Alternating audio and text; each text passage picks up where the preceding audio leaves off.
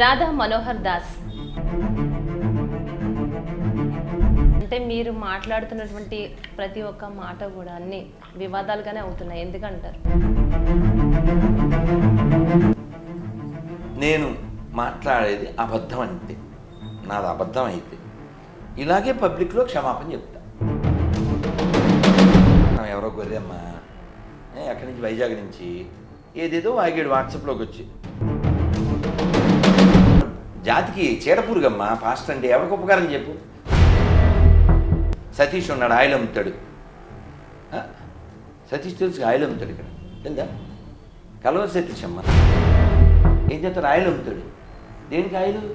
అతనేమో రాయిలు, అతను అమ్మేది ఆయిల్, జనం మొత్తం స్మైల్. కలవరి టెంపుల్ అని చెప్పి, టెంపుల్ అనే పదం వాడచ్చా? అన్నిటికంటే పెద్ద అబద్ధం ఏంటి ప్రపంచంలో? సెక్యులరిజం. రాముని నువ్వు నమ్మపోయినా పర్లేదే, నేను చెప్తున్నాను యాజ్ ఏ హిందూ. యేసు నమ్మపోయినా పర్లేదని చెప్పి తాజా పుస్తకం ఎవరో పంపించారు, బయటపడ్డ యేసు. యాక్చువల్గా ఇంకో పేరు కూడా రాయాలి, భయపడ్డ యేసు. నేను ఇజ్రాయేలుల కొరకే వచ్చి తిని, అంటే ఇజ్రాయెల్ అనే ఒక కంట్రీ, అందులో ఉండే కొన్ని గొర్రెల కోసం వచ్చాడు ఆయన. అయితే నడు రేపు మార్నింగ్ వెళ్ళిపో, పాత బస్తీకి వెళ్ళి భజన చేసి నువ్వు అక్కడ వచ్చే అనక్కన్నా. పాకిస్తాన్ వెళ్ళద్దు. తన పూర్వీకుల్ని ఎదవలు అంటుంది ఎదవ మతం, అందుకని వ్యతిరేకిస్తా. బైబిల్ అంటే ఎందుకు అంత కోపం? భగవద్గీతను ఎవరైనా వ్యతిరేకిస్తే మీరు ఒప్పుకుంటారా? తోలు తీసేస్తాను.